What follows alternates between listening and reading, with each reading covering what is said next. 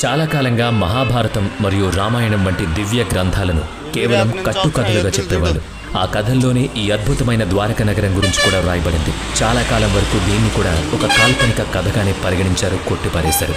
కానీ 1983లో doctor SR రావు అతని బృందం ఈ నగరాన్ని కనుగొన్నప్పుడు దీనిని కేవలం కల్పనగా భావించిన వాళ్ళు ముక్కున వేలేసుకున్నారు. డాక్టర్ ఎస్ఆర్ రావు పురావస్తు సర్వేలు మరియు పరిశోధనల తర్వాత మహాభారతం మరియు హరివంశ పురాణంలో వర్ణించబడిన ద్వారక నగరం ఇదేనని నిర్ధారించారు.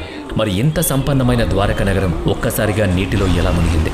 పరిశోధన సమయంలో డాక్టర్ రావు మరియు ఇతర పురావస్తు శాస్త్రవేత్తలకు వారిని ఆశ్చర్యపరిచేంతగా ఏం దొరికింది?